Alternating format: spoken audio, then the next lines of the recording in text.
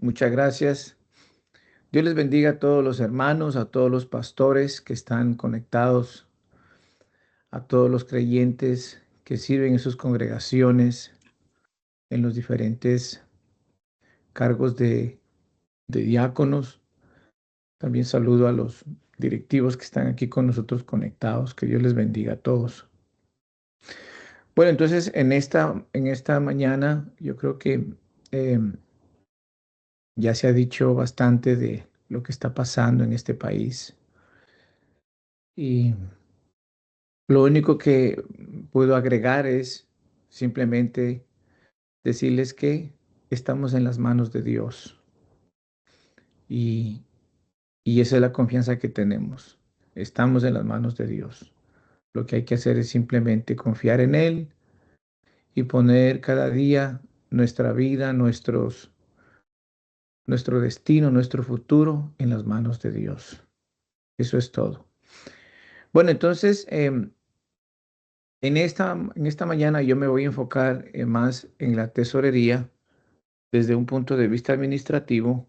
Entonces, quisiera leer en Primera de Corintios el capítulo, eh, el capítulo 4 dice, así, el verso 1 dice, así pues, téngannos los hombres por servidores de Cristo y administradores de los ministerios de Dios, de los misterios, perdón. Ahora bien, se requiere que los administradores, que cada uno sea hallado fiel. Entonces, lo que nosotros, lo que nosotros administramos o lo que está bajo nuestro cuidado no son dineros que genera una compañía con afanes de lucro, que genera un negocio de, del mundo secular, sino que nosotros administramos dineros de Dios, dineros santos, dineros sagrados. Por eso tenemos que saber cómo los cuidamos, cómo los usamos, porque en otras palabras es la plata de Dios. Entonces, diciendo eso, yo quiero primeramente hablarles sobre lo que dicen nuestros reglamentos con respecto a el tesorero local. Entonces, vamos a hablar primero sobre lo que es el tesorero local y terminaremos concluyendo con el nuevo sistema de contabilidad de cero. Entonces, el tesorero local, según los reglamentos de nuestra iglesia, el artículo 12, congregaciones locales, sección K, numeral 2, obligaciones del tesorero. Literal A, llevar libro de cuentas de los dineros del fondo local de la iglesia. Es responsabilidad del tesorero tener un registro de contabilidad de los dineros de la iglesia, tanto los ingresos como los egresos. Guardar los dineros en una cuenta bancaria figurando los nombres del tesorero y del pastor, y ahora con la nueva estructura de la iglesia y un oficial del distrito. Velar porque las ofrendas se recojan correcta y ordenadamente. Es decir, hermanos, estar pendientes de que cuando los hermanos colecten las ofrendas, se verifique que lo que se contó y se apuntó es lo que está en el dinero. Contar junto con otra persona nombrada por el pastor los dineros colectados. Siempre debe de haber dos personas que cuenten el dinero. No puede haber una sola persona. Y eso no por desconfianza, sino por salud, de cuidarse el uno al otro para que no se genere una desconfianza. Porque confiamos plenamente en los hermanos que eh, han sido puestos por Dios para esta responsabilidad, pero es por cuidarles a ellos de otras personas de que se necesita que hayan dos contando el dinero y que no sean familia, que no tengan ningún tipo de parentesco. Literal E, pagar todas las cuentas que sean autorizadas. La renta, los biles, lo que genere el funcionamiento de el templo. Velar por el pago oportuno de las cuentas y obligaciones de la iglesia. Enviar oportunamente los dineros que correspondan a la Tesorería General de la Iglesia Pentecostal Unida Latinoamericana. Yo quiero decirles, hermanos, que el hacer los envíos fielmente cada mes, cuando hay que hacerlo, eso produce bendición de Dios. Por eso todo tesorero, en conjunto con su pastor, deben de estar muy pendientes de que a final de mes se haga el envío al Fondo Nacional. Recordemos, como dice la palabra de Dios, si en lo poco has sido fiel, en lo mucho te pondré. De lo poco que se colecte en una congregación por ser pequeña o porque la economía no es abundante como en otros lugares, de eso que Dios dio en ese mes, enseguida, sin, sin estarlo pensando dos veces, lo primero que uno tiene que hacer es sacar lo que le corresponde a Dios y enviarlo al Fondo Nacional. No dejemos acumular los envíos, porque luego se convierte en una carga de dónde vamos a sacar todo lo que se ha acumulado durante los meses que no hemos enviado. Por eso es que uno tiene que tener una disciplina de que cada mes uno haga el envío al Fondo Nacional de los dineros correspondientes. Y eso trae bendición a la iglesia. Yo siempre veo eso como el creyente fiel que diezma. El creyente que es fiel con los diezmos del Señor, no con sus diezmos, sino con los diezmos del Señor, porque los diezmos no son de uno, no es de la persona, los diezmos son del Señor. Entonces, cuando el creyente ha sido fiel y es fiel, apenas está recibiendo su pago, su cheque, en lo primero que tiene que pensar es en sacar los diezmos del Señor, porque eso no le pertenecen a la persona, sino que eso es del Señor. Entonces, lo primero que tiene que hacer es sacar ese dinero y traerlo a la iglesia del Señor Jesucristo. El mismo principio se aplica para hacer los envíos de la congregación local. Lo primero que hay que sacar a final de mes es lo que se envía al Fondo Nacional, porque ese dinero no es de la iglesia local, ese dinero le pertenece al Señor y por lo tanto hay que mandarlo al Fondo Nacional de la iglesia. Entonces, si nosotros entendemos ese principio y nos disciplinamos como debe de ser, no van a haber atrasos, no van a haber de que no me alcanzó, de que no pude, porque eso no es mío, simplemente por eso no es mío. Y por eso es que ahí nace el gozo y la alegría de dar para la obra del Señor.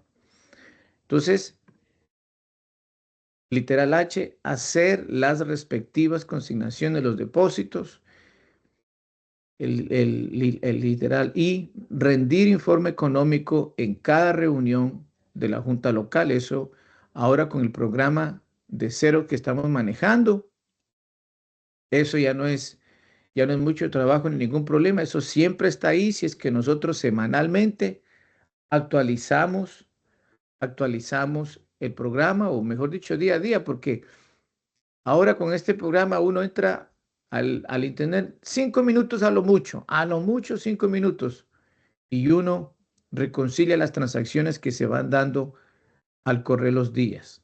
Así que si nosotros tenemos esa disciplina de hacerlo diariamente, ojalá, o si no, cada fin de semana, hermanos, eso va a estar siempre disponible para cuando necesitemos dar alguna información en cualquier momento. Literal J, el tesorero local debe ser residente legal en este país en lo posible, en lo posible. Vamos entonces a hablar ahora de las cualidades bíblicas del tesorero local. Punto número 1, debe ser temeroso de Dios. Como dije al principio, debemos de entender que el dinero que administramos no es de nosotros, sino que es del Señor. Por eso tenemos que ser íntegros, honestos con ese dinero que es del Señor Jesucristo, temeroso de Dios, fiel a Dios en todo. Salmo 101, el verso 6. Mis ojos pondré en los fieles de la tierra para que estén conmigo. El que ande en el camino de la perfección, éste me servirá. El hecho de que ustedes estén ahora en esta reunión quiere decir que Dios vio una cualidad, una virtud en ustedes que se llama fidelidad. Por lo tanto, ustedes deben de sentirse en esta mañana, deben de sentirse gozosos, privilegiados de que Dios encontró en medio de toda la congregación personas como ustedes que han sido fieles y que ahora pueden servir al Señor Jesucristo en esta parte tan delicada que es administrar los dineros de la iglesia del Señor. Y eso nos lleva al tercer punto que dice ser ejemplo en fidelidad. El primero en ofrendar y diezmar debe de ser el tesorero. Recuerden eso, hermanos, que están al frente de la tesorería. A veces uno no se da cuenta, pero la gente le está mirando. La gente está mirando lo que uno hace. Y cuando llegue el momento, alguien lo va a decir, oiga, pero yo no veo al tesorero diezmando y entregando su sobre. Por eso es que ustedes deben de siempre ser el modelo y el ejemplo a seguir. No hacerlo para que la gente los vea, sino hacerlo porque eso es ser fiel a Dios. Y a través de esa fidelidad, entonces la gente los va a ver y van a seguir el ejemplo, porque es que uno no puede tener autoridad espiritual para pararse en un púlpito y enseñar de lo que es ofrendar, de lo que es diezmar, si uno mismo no lo hace. Entonces los primeros que deben de hacer, ser fieles a Dios, son los tesoreros. Sigamos. El tesorero debe de ser prudente y reservado. El nombre de los que aportan, el salario del pastor, las ofrendas especiales son información privada. Yo diría que es una información delicada. Nadie en la iglesia, excepto el tesorero y el pastor, si es que de alguna manera él está también al tanto de los números, nadie debe de saber quién en la iglesia diezma y quién no diezma. Y quiero decirles algo también. Aquellos que diezman son aquellos que realmente están comprometidos con la causa de Dios en la iglesia local. Ahí es donde uno sabe realmente quién está ahí, quién, con quién uno puede contar en el aspecto económico. Pareciera ser que eso no tiene la importancia, pero no, porque es que Jesús lo puso de esta manera. Donde estuviere tu tesoro, ahí estará tu corazón. En otras palabras, donde pones la plata, pones tu corazón también.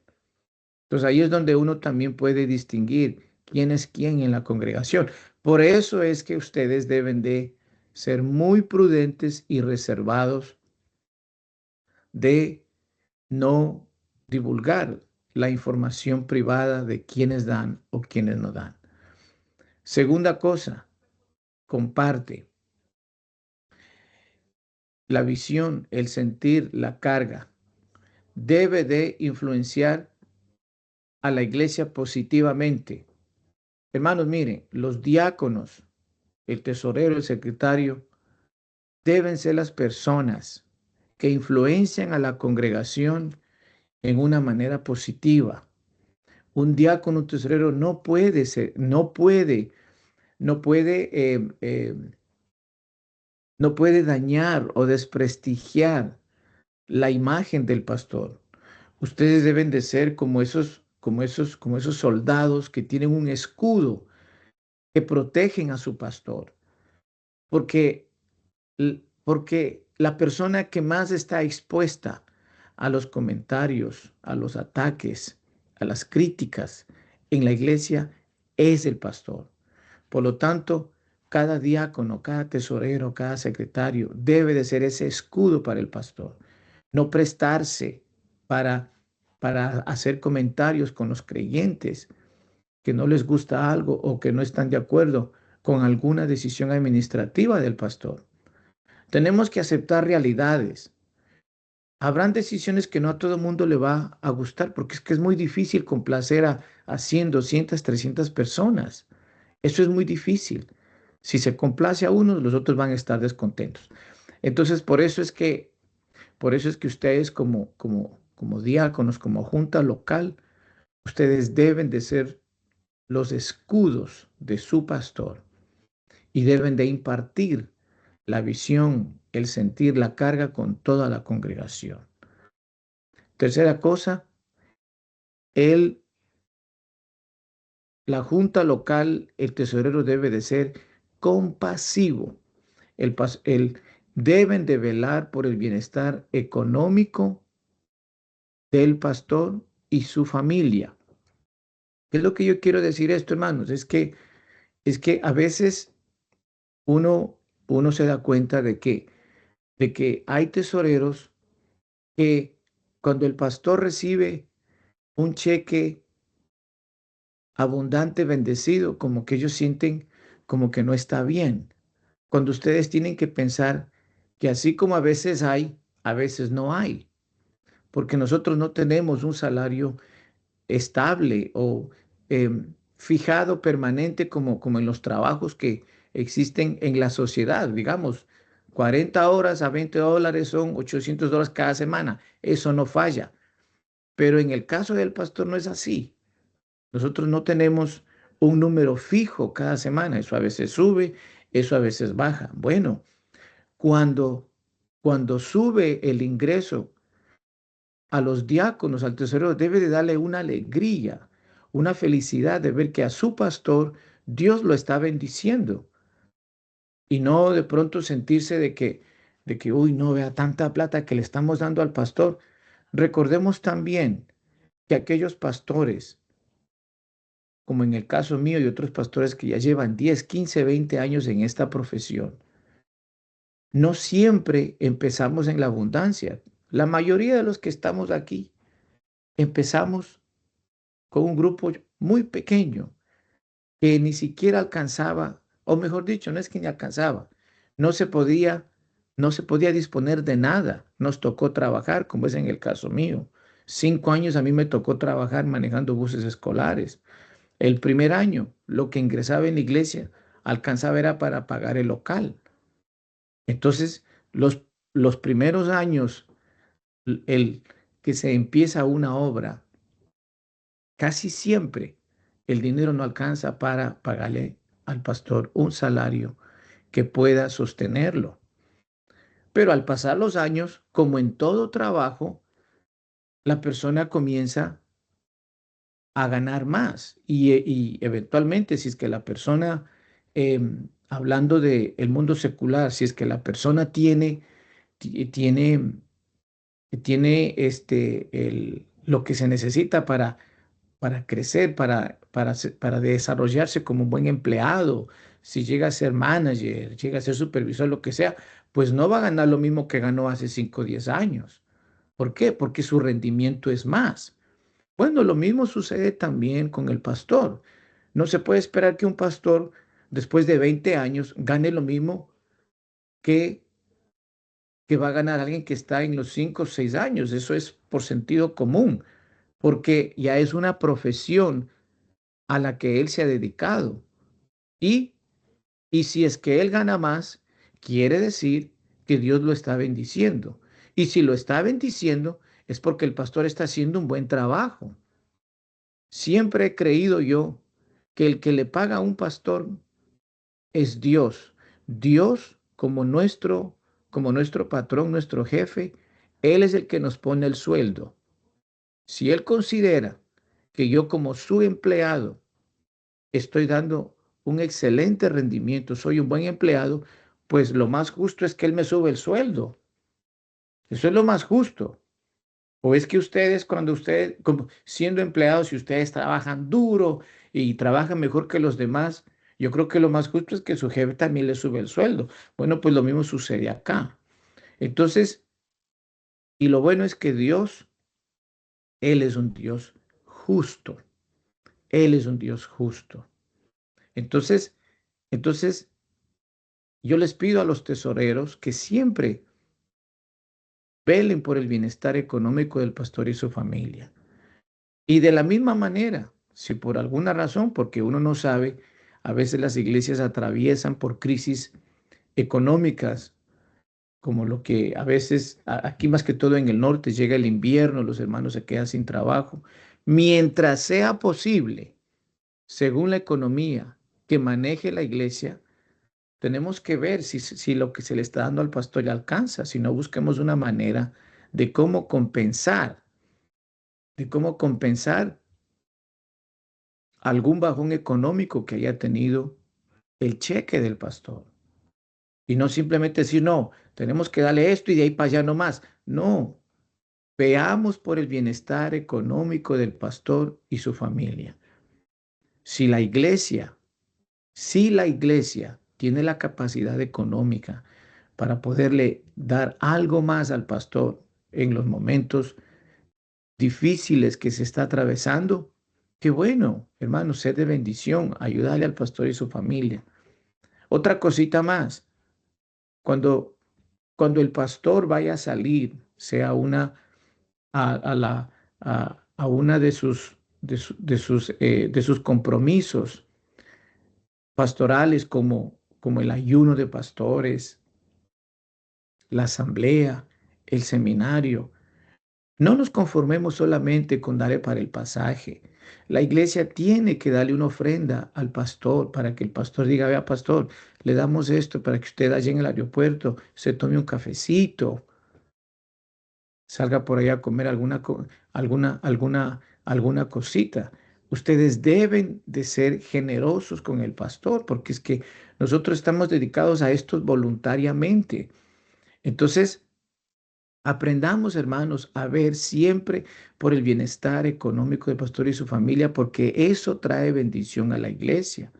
Cuando el pastor sale de vacaciones, igual, vamos a recogerle una ofrenda a nuestro pastor para que él, cuando se vaya, tenga una platita extra por si quiere comprarse algo. Todo eso todo ese sentir tiene que haber en el corazón de la junta local.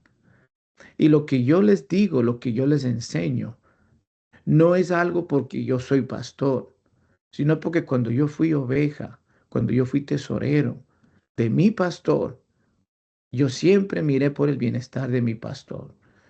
Si salíamos a algún lado con el pastor, yo le decía, hermano, párese aquí porque yo le quiero llenar el tanque de gasolina. Cuando a mi pastor le hacía faltas llantas al carro, me paré frente a la iglesia, hermanos. ¿Cómo es posible que nuestro pastor ande con unas llantas que están peladas y que algún rato se le van a reventar y nosotros no hagamos nada? Entonces, ¿qué hice yo? Recogimos una ofrenda para ayudarle al pastor con las llantas de la iglesia. Eso debe de haber en el corazón de la junta local. Velar por el bienestar económico del pastor y su familia. Eso debe de haber en el corazón. Mientras sea posible, mientras la iglesia tenga esa capacidad económica.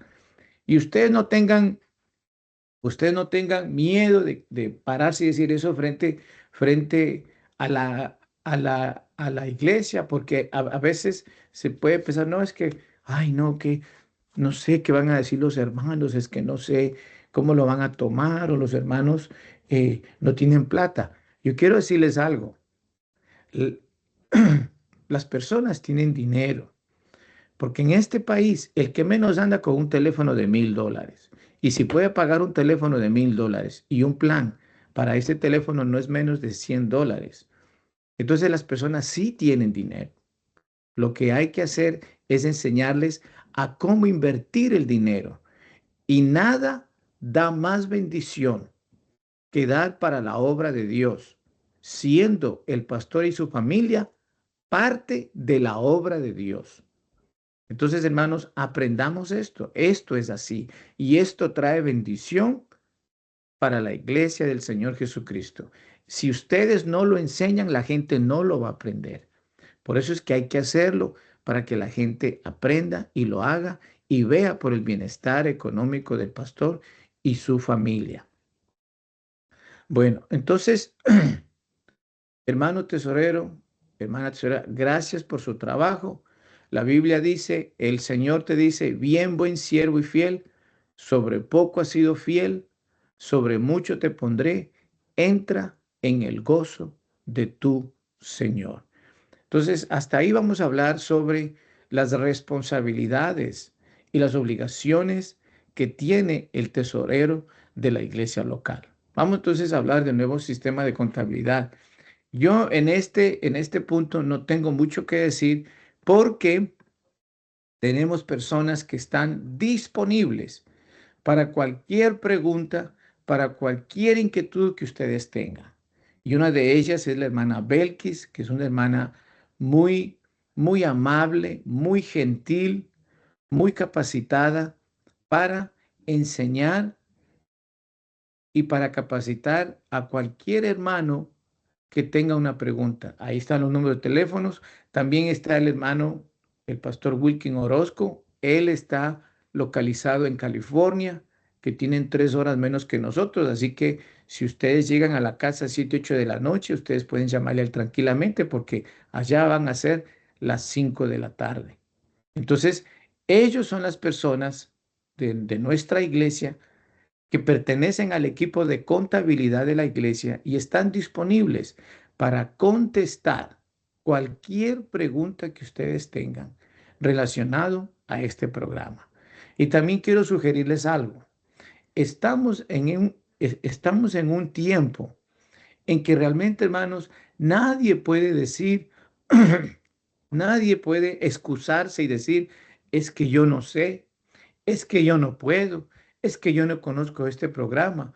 ¿Por qué? Porque si ustedes entran en línea, van a YouTube, van a, van a Google y ustedes buscan un video, ustedes buscan un estudio sobre cómo aprender a manejar este programa de ceros, ahí está. Ahí están las cosas básicas que se necesitan saber. Por lo tanto, si en este momento hay alguien que todavía no sabe cómo manejar este programa, pues hermano, busque algo en el internet para que aprenda. Tenemos que ser autodidactas. Tenemos que ser personas que nos autoeducamos y no esperar y excusarnos de que vea, yo no sé, yo no puedo. Yo siempre digo esto, hermanos, miren. Si hemos aprendido a manejar este teléfono y todas sus aplicaciones y sabemos cómo entrar a los correos, textear y todo lo demás, pues igualmente, hermanos, para servir al Señor debemos de entrar a, al Internet y autoeducarnos para aprender a manejar este programa. De tal manera que cuando llamemos a la hermana Belkis o al pastor Wilkin, sean preguntas que realmente no hemos podido encontrar por ningún lado.